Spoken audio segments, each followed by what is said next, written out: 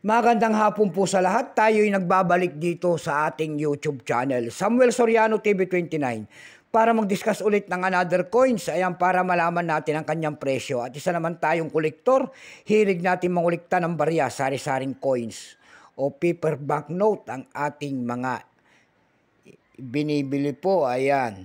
Magandang hapon po sa ating mga manonood at mga subscriber po dito sa aking munting channel. Ayan. Keep safe po sa lahat and God bless. Maraming salamat sa inyo. Yun naman po hindi pa po nakapag-subscribe dito sa aking YouTube channel. Ayan, aanyayahan ko sana kayo. At malaking tulong na po o bagay ang inyong gagawin tulad ng pagpindot ng ating subscribe button, like and share para ma-update ko kayo sa mga latest ko pang gagawin mga video po. Excuse me po. Ayan, babatiin ko lang ang aking special shoutout ng aking mother dyan po sa Dumpay, Basista, Pangasinan. Ayan, si Milagros Soriano po. Ayan, sa Daragin po yan. Ayan, ang aking mother po. Ayan, keep safe Nay. At sa mga lahat na Soriano family dyan, sa Daragin po, Dumpay, Basista, Pangasinan po. Ayan, lahat na Soriano family. Babatiin ko rin ng special shoutout ang ating mga tsuhin po, dyan po sa Samonte, Quezon, Isabela. Lahat po ng Pinto family po, ayan. Mabuhay po tayong lahat, ayan. Meron naman tayong pag-uusapang barya, at ito po ay barya po ng Germany. Year 2011, 2 euro po ng Germany. Ayan, Germany coins. Excuse me po.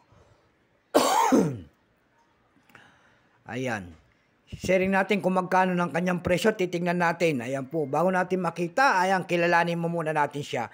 Issue po, Federal Republic of Germany. Period, Federal Republic, 1949 up to date po. Type nito, circulating commemorative coins, years 2011. Bali nito, 2 euro, currency euro, 2002 up to date po. Composition yan ay bimetallic, nickel brass, and nickel center, copper nickel ring. May bigat lamang itong 8.5 grams, may habang 25.75 mm. May kapal po naman itong 2.2 mm. Hugis po bilog. Orientation ay middle alignment. Number N-18666. Reference number KM-293. Ito pong year 2011A. Ito po ay 43%. Kung ilang piraso naman ginawa rito, ay sa hawak natin barya ay 6 million lamang.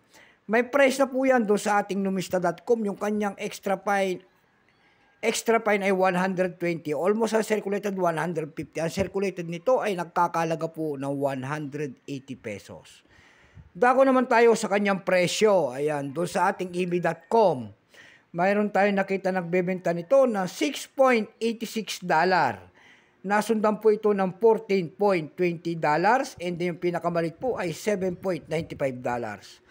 Dako naman tayo sa Carousel PH. Sa Carousel PH naman po, meron tayong nakita nagbebenta doon ng 480 pesos. Nasundan po yan ng 500 pesos and then 599 pesos. Ayan lamang po ang ating may babahaging kanyang presyo. Keep safe po sa natin. God bless.